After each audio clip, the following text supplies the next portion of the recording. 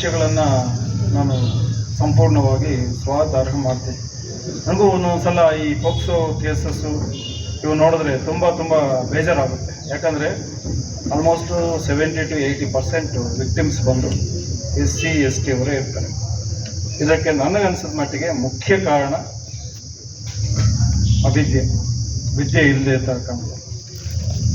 But ಸುಮಾರು ಜನ ಗೊತ್ತಿಲ್ಲ ಆ ವಿದ್ಯೆ ಅನ್ನೋ ವೆಪನ್ನಿಂದ ನಾವು ಯಾವ ಮಟ್ಟಕ್ಕಾದರೂ ಸಹ ಸಾಧನೆ ಮಾಡ್ಬೋದು, ರೀಚ್ ಆಗ್ಬೋದು ಅನ್ನೋದು. ಅನ್ಫಾರ್ಚುನೇಟ್ಲಿ ನಮ್ಮ ಸಂಘ ಸಂಸ್ಥೆಗಳು ಸಹ ಇದನ್ನು ಜಾಸ್ತಿ ಸ್ಟೂಡೆಂಟ್ಸಲ್ಲಿ ಅದು ಮತ್ತು ಈ ಊರುಗಳಲ್ಲಿ ಪಬ್ಲಿಸಿಟಿ ಮಾಡಬೇಕು. ಜನಾರ್ದನ್ ಬಾಬು ಅವರು ಹೋಗಿ ಅದು ಅವೇರ್ನೆಸ್ ಮಾಡ್ತಿದ್ದಾರೆ ಅಂತ ಹೇಳ್ತಿದ್ದಾರೆ. ಅದನ್ನು ತುಂಬ ನಾನು ಸ್ವಾಗತಾರ್ಹ ಮಾಡ್ತೀನಿ. ಅದೇ ರೀತಿ ಅದೇ ನಿಟ್ಟಿನಲ್ಲಿ ಈ ಪೊಲೀಸ್ ಇಲಾಖೆ ಜೊತೆಗೆ ಇದರ ವಿದ್ಯಾ ಡಿಪಾರ್ಟ್ಮೆಂಟ್ ಆಫ್ ಎಜುಕೇಷನ್ ಆಗಲಿ, CDPO ಆಗಲಿ, ಇವರೆಲ್ಲ ನೆಕ್ಸ್ಟ್ ನಾವು ಎಲ್ಲ ಪ್ಲ್ಯಾನ್ ಮಾಡ್ತಾ ಇದ್ದೀವಿ. ಒಂದು ಸೋಷಿಯಲ್ ವೆಲ್ಫೇರ್ ಎಲ್ಲರದ್ದು ಒಂದು ಟಾಸ್ಕ್ ಫೋರ್ಸ್, ಒಂದು ಟೀಮ್ ಮಾಡಿ ಪ್ರತಿ ತಿಂಗಳ ಎಲ್ಲಿ ಒಂದು ಗ್ರಾಮ ಪಂಚಾಯತಿ ಸೆಲೆಕ್ಟ್ ಮಾಡಿಕೊಂಡು ಅಟ್ಲೀಸ್ಟ್ ಅವೇರ್ನೆಸ್ ಸ್ಟಾರ್ಟ್ ಮಾಡಿದ್ರೆ ಬೆಟ್ರು ಅಂತ. ಪ್ರತಿ ದಿನಕ್ಕೆ ನಮ್ಮ ಸಬ್ ಡಿವಿಷನಲ್ಲಿ ಎಲ್ಲೋ ಒಂದು ಕಡೆ ಪೋಕ್ಸೋ ಕೇಸ್ಗಳು ಆಗ್ತಾನೆ ಇರ್ತವೆ. ಅದು ಅವೇರ್ನೆಸ್ ಕೊರತೆಯಿಂದನೇ ಇದಾಗುತ್ತೆ ಅಂತ ನನ್ನ ಅನಿಸಿಕೆ. ಆದ್ದರಿಂದ ಈ ನಾಲೆಜ್ ಇಸ್ ದ ಪವರ್ ಅನ್ನೋದನ್ನು ಪ್ರತಿ ಕಾಲೋನಿಯಲ್ಲಿ ಸಹ ನಾವು ಪೆನೆಟ್ರೇಟ್ ಮಾಡಬೇಕು. ಪ್ರತಿ ಮನೆಯಲ್ಲಿ ಅವಿದ್ಯಾವಂತರು ಇಲ್ಲದೆ ಇರೋ ತರಹ ನೋಡ್ಕೊಳ್ಳೋ ಜವಾಬ್ದಾರಿ ನಮ್ಮದು. ಬಟ್ ಇದರ ಜೊತೆಗೆ ನಮ್ಮ ಕೆಳಮಟ್ಟದ ಸಮುದಾಯದವರು, ಅಂದರೆ ಕೆಳಮಟ್ಟದಂತ ಯೂಸ್ ಮಾಡಬಾರ್ದು, SC ST ಸಮುದಾಯದವರು ಜಾಸ್ತಿ ಕೂಲಿ ಕಾರ್ಮಿಕರು ಆಗಲಿ, ಹಮಾಲಿ ಕೆಲಸ ಆಗಲಿ, ಕಷ್ಟ ಬಿದ್ದು ಕೆಲಸ ಮಾಡ್ತಕ್ಕಂಥ ಸಮುದಾಯಗಳು. ಆ ಕಷ್ಟವನ್ನು ಮೈಮರೆಯಲು ಕೆಲವರು ಡ್ರಿಂಕ್ಸ್ಗೆ ಅಡಿಕ್ಟ್ ಆಗಿರ್ತಾರೆ. ಅದಕ್ಕೆ ನೀವು ಹೇಳಿದ ಹಾಗೆ ಕಾಲೋನಿ ಅಟ್ಯಾಚ್ ಇರೋ ಡ್ರಿಂಕ್ಸಲ್ಲಿ ಡೆಫಿನೆಟ್ ಆಗಿ ನಮ್ಮ ಆಫೀಸರ್ಸ್ಗೆಲ್ಲರಿಗೂ ಇನ್ಸ್ಟ್ರಕ್ಷನ್ಸ್ ಕೊಡ್ತಿದ್ದೀನಿ. ಮುಲಾಜಿಲ್ಲದೆ ಏನು ಕಾನೂನು, ಅಬ್ಕಾರಿ ಕಾನೂನನ್ನು ಯಾವನಾದರೂ ಮೀರಿದರೆ ಅದರ ಮೇಲೆ ನಿರ್ದಾಕ್ಷಿಣ್ಯವಾಗಿ ಕ್ರಮ ಕೈಗೊಳ್ಳೋಕ್ಕೆ ನಾನು ಕಟ್ಟುನಿಟ್ಟಾಗಿ ಸೂಚನೆಯನ್ನು ನೀಡ್ತಾ ಇದ್ದೀನಿ ನಮ್ಮ ಸಬ್ ಡಿವಿಷನಲ್ಲಿ. ಇದರ ಜೊತೆಗೆ ಸುಮಾರು ಜನ ಎಕ್ಸ್ಪ್ರೆಸ್ ಮಾಡಿದ್ದು ಜನಾರ್ದನ್ ಬಾಬು ಅವರಾಗಲಿ ಮತ್ತು ನಮ್ಮ ಈ ಪ್ರತಾಪ್ ಅವರಾಗಲಿ, ಈ ಒಡವೆ ಅಡ ಇಡೋದು, ಪ್ಲೆಡ್ಜ್ ಮಾಡೋಕ್ಕೆ ತನ್ನದೇ ಆದ ರೂಲ್ಸ್ ಆ್ಯಂಡ್ ರೆಗ್ಯುಲೇಷನ್ಸ್ ಇವೆ. ಆ ರೂಲ್ಸ್ ಆ್ಯಂಡ್ ರೆಗ್ಯುಲೇಷನ್ಸನ್ನು ನಾವು ಸಹ ಅಡ ಇಡೋರು ಅವ್ರ ಹತ್ರ ನಾವು ದಾಖಲಾತಿಗಳನ್ನು ಕೇಳಬೇಕು. ಕರೆಕ್ಟಾಗಿ ಅವ್ರದ್ದು ಸಿಗ್ನೇಚರು, ಅವ್ರದ್ದು ಲೆಟರ್ ಪ್ಯಾಡು, ಅವ್ರಿಗೆ ಏನಿದೆ ಆ ಕಂಡೀಷನ್ಸ್ ಕರೆಕ್ಟಾಗಿ ನಾವು ಕಂಪ್ಲೇಂಟ್ ಮಾಡ್ತಿದ್ದೀವ ಇಲ್ಲ ಅಂತ ನೀವು ರೂಲ್ಸ್ ಆ್ಯಂಡ್ ರೆಗ್ಯುಲೇಷನ್ಸ್ ಕರೆಕ್ಟಾಗಿ ಕೇಳಿದಾಗ ಅವ್ರದ್ದು ಸಾಕಷ್ಟು ಪುರಾವೆಗಳು ಇದ್ದರೆ ನಾವು ಯಾವ ಮಟ್ಟಕ್ಕಾದರೂ ಸಹ ಕಾನೂನಿನ ಅಡಿಯಲ್ಲಿ ಫೈಟ್ ಮಾಡ್ಬೋದು. ನಾನು ಲಾಸ್ಟ್ ಟೈಮ್ ಸಹ ಈ ಜ್ಯುವೆಲ್ರಿ ಅಸೋಸಿಯೇಷನ್ ಮೀಟಿಂಗ್ ಒಂದು 10 days ಬ್ಯಾಕ್ ಕರೆದಾಗ ಹೇಳಿದ್ದೀನಿ, ನಿರ್ದಾಕ್ಷಿಣ್ಯವಾಗಿ ಯಾರು ನಮ್ಮ ಇನ್ಸ್ಪೆಕ್ಟರ್ಗೂ ಹೇಳಿದ್ದೀನಿ, ಎಷ್ಟು ಜ್ಯುವೆಲ್ರಿ ಅಂಗಡಿಗಳಿಗೆ ಅವ್ರದ್ದು ಪ್ಲೆಡ್ಜ್ ಮಾಡ್ಕೊಳ್ಳೋಕೆ ಏನಾದರೂ ಅಥಾರಿಟಿ ಇದ್ರೆ ಅದು ಕಾಪಿ ತಗೊಳ್ಳಿ ಅಂತ ಹೇಳಿದ್ದೀನಿ. ಅದು ಇನ್ಮೇಲೆ ರಿಪೀಟ್ ಆಗದಂಗೆ ನೋಡ್ಕೊಳ್ತೀವಿ. ಮತ್ತು ಇದರ ಜೊತೆಗೆ ಕೆಲವು ಜೂಜು, IPL ಇವೆಲ್ಲ ಸಹ ಕಂಟ್ರೋಲ್ ಮಾಡೋ ಜವಾಬ್ದಾರಿ ನಮ್ದಿದೆ. ಅದು ಈ ಕ್ರಮೇಣ 2023, 24, 25, 26ರಲ್ಲಿ ಗ್ರಾಫ್ ಇನ್ಕ್ರೀಸ್ ಆಗ್ತಾ ಇದೆ. ಇನ್ನೂ ಇನ್ಕ್ರೀಸ್ ಮಾಡಿ ಡೆಫಿನೆಟ್ ಆಗಿ ಅದು ಮಟ್ಟ ಹಾಕೋ ನಿಟ್ಟಿನಲ್ಲಿ ಕ್ರಮ ಕೈಗೊಳ್ತೀವಿ. ಇನ್ನೂ ಒಂದು 3-4 ಕೇಸ್ಗಳಲ್ಲಿ ಯಾರಾದರೂ ಲಿಕ್ಕರ್ ಮಾರ್ತಿದ್ರೆ ಅವ್ರನ್ನ ಎಕ್ಸ್ಟೆನ್ಮೆಂಟ್ ಗಡೀಪಾರು ಮಾಡೋಕ್ಕೆ ಸಹ ನಾವು ಪ್ರಪೋಸಲ್ ರೆಡಿ ಮಾಡೋಕ್ಕೆ ನಮ್ಮ SP ಸಾಹೇಬರು ಹೇಳಿದ್ದಾರೆ.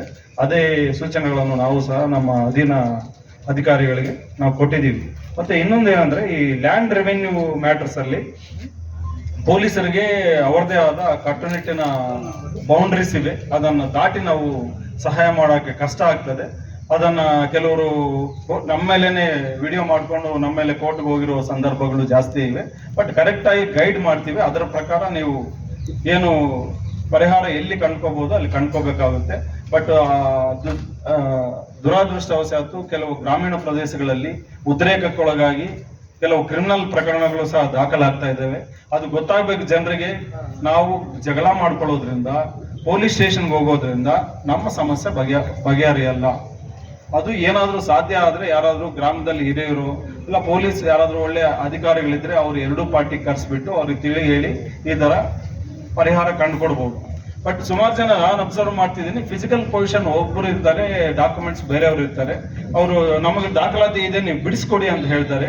100% ಅದು ಬಿಡಿಸ್ಕೊಡೋ ಪವರು ಪೊಲೀಸರಿಗೆ ಇಲ್ಲ. ಅದನ್ನು ಎವಿಕ್ಷನ್ ಸೂಟ್ ಅಂತ ಒಂದು ಫೈಲ್ ಮಾಡಬೇಕು. ಅದು ಎಷ್ಟು ವರ್ಷ ಆಗುತ್ತೋ ಏನೋ ಗೊತ್ತಾಗಲ್ಲ. ಈ ಡಿಲೇ ಪ್ರಕರಣಗಳಿಂದನೇ ನಮಗೆ ನಂಬಿಕೆ ಹೊರಟೋಗುತ್ತೆ. ಅಯ್ಯೋ ಕೋರ್ಟ್ಗೆ ಹೋದ್ರೆ ಏನಾಗುತ್ತೆ ಅಂತ ಹೇಳ್ತೀವಿ. ಹತ್ತಿರ ಏನು ಇರ್ತದೋ, ಕೈಗೆ ಏನು ಸಿಗ್ತದೋ ಅದು ತಗೊಂಡು ಇದರ ರಿಲೇಟಿವ್ಸ್ ಆಗ್ಬೋದು, ಬೇರೆ ಕ್ಯಾಸ್ಟ್ ಆಗ್ಬೋದು, ಯಾರಾದರೂ ಆಗ್ಬೋದು, ಅದ್ರ ಪ್ರಕಾರ ಗಲಾಟೆಗಳು ಮಾಡಿಕೊಂಡು ಎಲ್ಲ ಸಮಸ್ಯೆ ತಗೊಂಡು ಬರೋದು ನಮಗೆ ಪರಿಪಾಠ ಆಗಿದೆ. ಅದಕ್ಕೆ ನೀವು ಹೇಳ್ತಿದ್ದೀರಾ. ಇನ್ನೊಂದು ಗಂಭೀರವಾದ ಪ್ರಕರಣ ಅಂದರೆ ಸ್ಮಶಾನ ಇಲ್ಲದೆ ಇರೋದು. ನಾನು ಸುಮಾರು ಸಲ ಸರ್ವಿಸಲ್ಲಿ ಅಬ್ಸರ್ವ್ ಮಾಡಿದ್ದೀನಿ. ಪಾಪ ಅಟ್ಲೀಸ್ಟ್ ಮನುಷ್ಯನಿಗೆ ಗರುಡ ಪುರಾಣ ಪ್ರಕಾರ ಸತ್ತ ಮೇಲೆ ನೆಮ್ಮದಿಯಾಗಿ ಹೋಗ್ಬೇಕು. ಅದು ಸಹ ಇಲ್ಲದೆ, ನಾನು ಹೋದ ವರ್ಷನೂ ಯಾವುದು ಕೆಂಚಾರ್ಲಲ್ಲಿ ಲಿಮಿಟ್ಸಲ್ಲಿ ಹೆಣ ಇಟ್ಕೊಂಡಿದ್ರು, ಅದು DRY ಕಟ್ಸಿದ್ವಿ. ಆಲ್ಮೋಸ್ಟ್ 1 ಡೇ ಎಲ್ಲ ನಾನು ಅಲ್ಲೇ ಇದ್ದೆ, ಡೇ ಆ್ಯಂಡ್ ನೈಟ್ ಅಲ್ಲೇ ಇದ್ದೆ. ಅದಕ್ಕೆ ಅಂಥ ಪ್ರಕರಣಗಳು ರಂಗನಲ್ಲಿ ಆ ಪ್ರಕರಣಗಳು ದಾಖಲ ಆಗಬಾರ್ದು, ಅಂಥ ಸಂದರ್ಭ ಆಗಬಾರ್ದು ಅಂದರೆ ನೀವು ದಯವಿಟ್ಟು ಏನು ಇದೆಯೋ ನೀವು ಅರ್ಜಿ ತಗೊಂಬನ್ನಿ. ನಿಮ್ಮ ಜೊತೆ ನಾನೇ ತಹಸೀಲ್ದಾರ್ ಹತ್ರ ಬರ್ತೀನಿ. 100% ಅದು ಕಾನೂನು ಅಡಿಯಲ್ಲಿ ನಿಮಗೆ ಇದ್ದರೆ, ಗೌರ್ಮೆಂಟ್ ಲ್ಯಾಂಡ್ ಇದ್ದರೆ ನಾವೇ ನಿಂತ್ಕೊಂಡು ಒಂದು ಗೌರ್ಮೆಂಟ್ ಲ್ಯಾಂಡ್ ಇದಕ್ಕೆ ಸ್ಮಶಾನಕ್ಕೆ ಅಂತ ಇಯರ್ ಮಾರ್ಕ್ ಮಾಡೋಣ. ಆ ನಿಟ್ಟಿನಲ್ಲಿ ಯಾವುದು ಕ್ಯಾಸ್ಟ್ ಕ್ಲಾಶ್ ಆಗದಂಗೆ ನೋಡೋಣ. ಇನ್ನೊಂದು ಏನಂದರೆ, ಈ ಅಂಬೇಡ್ಕರ್ ವಿಗ್ರಹ ಸ್ಥಾಪನೆಗೆ ಯಾವ ಇಲಾಖೆಯು ಪ್ರತ್ಯೇಕವಾಗಿ ನಮ್ಮ ಪೊಲೀಸ್ ಇಲಾಖೆ ಯಾವತ್ತೂ ಸಹ ಅದಕ್ಕೆ ಅಪೋಸ್ ಮಾಡೋದಿಲ್ಲ. ಬಟ್ 2012ರಲ್ಲಿ ಒಂದು ಸರ್ಕ್ಯುಲರ್ ಇದೆ. ಅದು ಪ್ರೈವೇಟ್ ಜಾಗ ಬಿಟ್ಟು ಯಾವುದು ಬೇರೆ ನಗರಸಭೆ ಆಗ್ಬೋದು, PWD ಆಗ್ಬೋದು, ಈ ಇಒ ಅಂಡರಲ್ಲಿ ಆಗ್ಬೋದು, ಎಲ್ಲಿ BU ಅಂಡರಲ್ಲಿ ಆಗ್ಬೋದು, ಯಾವ ಸ್ಥಳದಲ್ಲಿ ನೀವು ಪ್ರತಿಮೆ ಇಡ್ತೀರೋ ಅದರಲ್ಲಿ ಸರ್ಕ್ಯುಲರ್ ಇದೆ, SOP ಇದೆ. ಅದನ್ನು ಪಾಲನೆ ಮಾಡಿ ಪರ್ಮಿಷನ್ ತಗೊಂಡು ಇಡಿ. ಯಾರು ಬೇಡ ಅಂತ ಹೇಳಲ್ಲ. ಬಟ್ ನೀವು ಪ್ರೈವೇಟ್ ಸೈಟಲ್ಲಿ ಏನೋ ನಂದು ಸೈಟ್ ಇದ್ರೆ ಅದರಲ್ಲಿ ಅಂಬೇಡ್ಕರ್ ವಿಗ್ರಹ ನಾನು ಇಡ್ತೀನಿ ಅಂದರೆ ಯಾರು ಅದಕ್ಕೆ ಅದು ಅಪೋಸ್ ಮಾಡೋಕ್ಕಾಗಲ್ಲ. ಅದ್ರ ಪ್ರಕಾರ ನೀವು ಮಾಡ್ಕೋಬೋದು. SOP ಪಾಲನೆ ಮಾಡಬೇಕಂತ ನಾನು ನಿಮ್ಮಲ್ಲಿ ವಿನಂತಿಸ್ಕೊಳ್ತಿದ್ದೀನಿ. ಮತ್ತು ನಾನು ಅಬ್ಸರ್ವ್ ಮಾಡ್ದಂಗೆ ಮೊನ್ನೆ ಒಂದೇ ವಿಷಯದಲ್ಲಿ SC ಹುಡುಗಿ ಆ ಹುಡುಗಿ ಹೋಗಿರ್ತಾರೆ. ಮತ್ತೆ ಅವ್ರು ಬಂದು ನನ್ನ ಹತ್ರ ಹೇಳಿದ್ರು, ನಾರಾಯಣಹಳ್ಳಿ ಅವರು, ಸರ್ ಒಂದು 50-60 ಜನ ಬಂದಿದ್ರು ಸರ್, ನಮ್ಮ ಹುಡುಗಿ ಕಾಣ್ತಾ ಇಲ್ಲ, ನಮ್ಮ ಹುಡುಗನ ಜೊತೆ ಓಡೋಗಿದ್ರೆ ಕರ್ಕೊಂಡು. ಸುಮಾರು ಸಲ ಇದೊಂದೇ ಅಲ್ಲ ಎಕ್ಸಾಂಪಲ್ ನಾನು ಹೇಳೋದು. ಒಕ್ಕಲಿಗರಾಗಲಿ, ರೆಡ್ಡಿಗಳಾಗಲಿ, SC ಆಗಲಿ, ST ಆಗಲಿ, ಇದು ಏನಾಗುತ್ತೆ ಜನರ ಮೈಂಡ್ ಸೆಟ್ಟು. ನೀವು ಗಲಾಟೆ ಮಾಡ್ಬೇಕಂತ ಮೈಂಡ್ ಸೆಟ್ ಇರಲ್ಲ. ನಿಮ್ಗೆ ಏನಾಗ್ತದೆ, ಎಲ್ಲ ಸಂಬಂಧಿಕರು ಪರಿಚಯ ಇರೋರು ಎಲ್ಲ ಬರ್ತಾರೆ. ಅವಾಗ ಯಾರೋ ಒಬ್ರು ಹೇಳ್ತಾರೆ, ಹೋಗಿ ಕೇಳೋ ನಡ್ರಿ ಅಂತ. ಕೂಲಾಗಿ ಹೋಗ್ತಿರಲ್ಲ. ಅಲ್ಲಿ ಅಚಾನಕ್ ಏನಾದರೂ ಆ ಊರಲ್ಲಿ ಏನಾದರೂ ಅನ್ಯ ಕೋಮಿನವರು, ಬೇರೆ ಕ್ಯಾಸ್ಟ್ ಅವರು ಸಹ ಗುಂಪು ಏನಾದ್ರು ಸೇರಿದ್ರೆ ಅಲ್ಲಿ ಕ್ಯಾಸ್ಟ್ ಕ್ಲಾಶ್ ಆಗೋಕ್ಕೆ ಸಾಧ್ಯ ಇರುತ್ತೆ. ಅದಕ್ಕೆ ದಯವಿಟ್ಟು ಪೊಲೀಸರು ಸಹಕಾರ ತಗೊಳ್ಳಿ.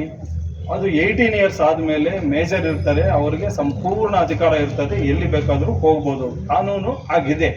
ನಾವು ಪೊಲೀಸರು ದಯವಿಟ್ಟು ಅರ್ಥ ಮಾಡ್ಕೊಳ್ಳಿ, ಕಾನೂನನ್ನು ಫ್ರೇಮ್ ಮಾಡೋರಲ್ಲ, ಕಾನೂನನ್ನು ಪಾಲನೆ ಮಾಡೋರು. ಕಾನೂನು ಫ್ರೇಮ್ ಮಾಡೋರು ಯಾರು? ಸಾರ್ವಜನಿಕರು. ಹೇಗೆ ಅಂದರೆ, ನೀವು ನೀವು ಎಲೆಕ್ಟ್ ಮಾಡ್ಕೊಂಡಿರೋ ರೆಪ್ರೆಸೆಂಟೇಟಿವ್ಸೇ ಅಲ್ಲಿ ಅಸೆಂಬ್ಲಿಯಲ್ಲಿ, ಪಾರ್ಲಿಮೆಂಟಲ್ಲಿ ಕಾನೂನನ್ನು ಫ್ರೇಮ್ ಮಾಡೋರು. ಅದಕ್ಕೆ ದಯವಿಟ್ಟು ಅರ್ಥ ಮಾಡ್ಕೊಳ್ಳಿ. ಕಾನೂನು ಪಾಲನೆ ಮಾಡಬೇಕಾಗಿರೋ ಪೊಲೀಸರೊಂದಿಗೆ ಸಹಕಾರ ನೀಡಿ. ನೀವು ಸುಮಾರು ಪೊಲೀಸರೊಂದಿಗೆ 2 ಆ್ಯಂಗಲಲ್ಲಿ ಹೇಳಿದ್ರಿ. ಸುಮಾರು ಜನ ಅಲ್ಲಿ ಮರದ ಕೆಳಗೆ ದಿನಗಟ್ಟಲೆ. ದಯವಿಟ್ಟು ಅಂಥವೇನಾದ್ರೆ ಇಮಿಡಿಯೇಟ್ ನನ್ನ ಮೊಬೈಲ್ಗೆ ಮೆಸೇಜ್ ಮಾಡಿ. ಯಾಕಂದರೆ ಸಾರ್ವಜನಿಕ ಅಧಿಕಾರಿಗಳು ಸ್ಯಾಲ್ರಿ ತಗೊಳ್ತಿರೋದೇ ನಿಮ್ಮಿಂದ, ನೀವು ಕೊಡುವ ಟ್ಯಾಕ್ಸಿಂದನೇ ನಾವು ಸ್ಯಾಲ್ರಿ ತಗೊಳ್ತಿರೋದು. ನಾವು ಇರೋದು ಸಹ ಯಾರು ನೊಂದ ವ್ಯಕ್ತಿಗಳು ಯಾರು ಬರ್ತಾರೋ ಅವ್ರಿಗೆ ಸಹಾಯ ಮಾಡೋಕ್ಕೆ ಇರೋದು. ಹಂಗಿದ್ದಾಗ ಯಾರು ಕರಪ್ಷನ್ ಚಾರ್ಜಸ್ ಹೇಳಿದ್ರು, ಕರಪ್ಷನ್ ಆಗಲಿ, ನಿಮ್ಮ ಡಿಲೇ ಆಗಲಿ, ಯಾವುದೇ ಕಾರಣಕ್ಕೂ ನಾನಾಗಲಿ, ನಮ್ಮ SP ಸಾಹೇಬರಾಗಲಿ, ಅಡಿಷನಲ್ SP ಆಗಲಿ, ಮೇಲಧಿಕಾರಿಗಳು ಯಾರೂ ಸಹಿಸೋದಿಲ್ಲ. ಯಾಕಂದರೆ ಕರಪ್ಷನ್ ಎಷ್ಟು ಭೂತ ಅಂದರೆ ಕೆಲವರು ಇಮ್ಯಾಜಿನ್ ಮಾಡ್ಕೊಳ್ತಾರೆ. ಹಂಗೆ ಆಗ್ಬಿಟ್ಟಿದೆ ಅನ್ಫಾರ್ಚುನೇಟ್ಲಿ. ದುಡ್ಡಿಲ್ಲ ಅಂದರೆ ಪೊಲೀಸರು ಕೆಲಸ ಮಾಡಲ್ಲ ಅಂತ. ಅದು ಹೋಗ್ಬೇಕು, ಅವತ್ತಿದ್ರು 100% ಹೋಗ್ಬೇಕು. ಯಾಕೆ ಸ್ಯಾಲ್ರಿ ತಗೊಳ್ತಾ ಇಲ್ವ ನಾವು? ಪ್ರೀತಿಯಿಂದ ನೀವು ಕೊಡಂಗಿದ್ರೆ ಅದು ಬೇರೆ ಪ್ರಶ್ನೆ. ಯಾರಾದರೂ ನಿಮ್ಮ ಜೇಬಿಗೆ ಕೈ ಹಾಕಿ ಕಿತ್ಕೊಳ್ಳೋದು ಅವೆಲ್ಲ ಮಾಡಿದ್ರೆ ಖಂಡಿತ ನನ್ನ ಗಮನಕ್ಕೆ ತಗೊಂಡ್ಬನ್ನಿ. ವಿತ್ ಎವಿಡೆನ್ಸ್ ಇದ್ರೆ, ಮುಲಾಜ್ ಇಲ್ಲದೆ ಇದು ಯಾರೋ ಹೇಳ್ತಾ ಇದ್ರು, ಡೆಫಿನೆಟ್ ಆಗಿ ಯಾರೇ ಆದರೂ ನಾವು ಆ್ಯಕ್ಷನ್ ತಗೊಳ್ಳೋಕ್ಕೆ ಸಿದ್ಧರಿದ್ದೀವಿ. ನೀವೇನೇನು ಅಹವಾಲು ಹೇಳಿದ್ದೀರಾ, ನೆಕ್ಸ್ಟು ಬರೋ 3 ತಿಂಗಳೊಳಗೆ ಮ್ಯಾಕ್ಸಿಮಮ್ ನಿಮ್ಮ ಸಮಸ್ಯೆಗಳನ್ನು ಪರಿಷ್ಕಾರ ಮಾಡೋಕ್ಕೆ ನಾನು ಚಾಚು ತಪ್ಪದೆ ನಾನು ಟ್ರೈ ಮಾಡ್ತೀನಿ. ನಾನಾಗಲಿ, ನಮ್ಮ ಅಧಿಕಾರ ಮಿತ್ರರಾಗಲಿ. ನೀವು ಈ ಸುಡು ಬಿಸಿಲಲ್ಲಿ ಬಂದಿದ್ದೀರಾ, ನಮ್ಮ ಕರೆಗೆ ಹೋಗ್ಬಿಟ್ಟು ನೀವು ಕೆಲಸಗಳೆಲ್ಲ ಬಿಟ್ಟು ಬಂದಿದ್ದೀರಾ. ಪಾಪ ಆಲ್ಮೋಸ್ಟ್ ನಾನು ಅಬ್ಸರ್ವ್ ಮಾಡ್ತಿದ್ದೀನಿ, ಕೆಲವರು ಒಂದು 5-6 ಜನ 10 ಗಂಟೆಯಿಂದ ನನ್ನ ಜೊತೆಗೆ ಇದ್ದಾರೆ. ದಯವಿಟ್ಟು ಸ್ವಲ್ಪ ಕೋಆಪ್ರೇಟ್ ಮಾಡಿ. ಇದು ಸಹ ಹೇಳ್ತೀನಿ ಜ್ಯುವೆಲ್ರಿ ಅಂಗಡಿಯವರಿಗೆ, ಅದೇನೂ ಆಗದಂಗೆ ನೋಡ್ತೀನಿ. ನೆಕ್ಸ್ಟ್ ಸಹ ನೀವು ಸಹ ಜ್ಯುವೆಲ್ರಿ ಅಂಗಡಿಯವರ ಹತ್ರ ವ್ಯವಹಾರ ಮಾಡಬೇಕಾದ್ರೆ ಸ್ವಲ್ಪ ಹುಷಾರಾಗಿ ವಿತ್ ಡಾಕ್ಯುಮೆಂಟ್ ಇಟ್ಕೊಳ್ಳಿ, ವಿಡಿಯೋ ಇಟ್ಕೊಳ್ಳಿ, ಡಾಕ್ಯುಮೆಂಟ್ ಇಟ್ಕೊಳ್ಳಿ. ಈ ರೈಸ್ ಆಗ್ತಿರೋ ಗೋಲ್ಡ್ ಇದರಿಂದ ತುಂಬಾ ಸಮಸ್ಯೆಗಳಾಗ್ತಾ ಇದೆ. ಮತ್ತೆ ಡ್ರಿಂಕ್ ಅಂಡ್ ಡ್ರೈವ್ ವಿಪರೀತವಾಗಿ ಹಾಕಕ್ಕೆ ಹೇಳಿದೀವಿ. ಸುಮಾರು ಜನ ರಾತ್ರಿ ಹೊತ್ತು ಡ್ರೈವ್ ಮಾಡ್ಕೊಂಡು ಹೋಗಿ ಸತ್ತು ಹೋಗ್ತಿದ್ದಾರೆ. ಅದನ್ನ ಮತ್ತೆ ಕೆಲವರು ಯಾರು ಈ ವೈನ್ ಶಾಪ್ ಇಂದ ಯಾರು ಟ್ರಾನ್ಸ್ಪೋರ್ಟ್ ಮಾಡ್ತಾರೆ ಅವ್ರಿಗೆ ಆಗ್ತಾ ಇಲ್ಲ ಕೇಸುಗಳು ಅಂತ ಹೇಳಿದ್ರು. ಅದನ್ನು ಸಹ ಯಾಕಕ್ಕೆ ನಾನು ನಮ್ಮ SP ಸಾಹೇಬರು ಪ್ರತಿನಿತ್ಯ ಹೇಳ್ತಾ ಇದ್ದೀವಿ, ಅದನ್ನು ಇಂಪ್ಲಿಮೆಂಟ್ ಮಾಡ್ತೀವಿ. ನಿಮ್ಮೆಲ್ಲರಿಗೂ ವಂದಿಸುತ್ತಾ ಜೈ ಭೀಮ್, ಜೈ ಕರ್ನಾಟಕ, ಜೈ ಹಿಂದ್.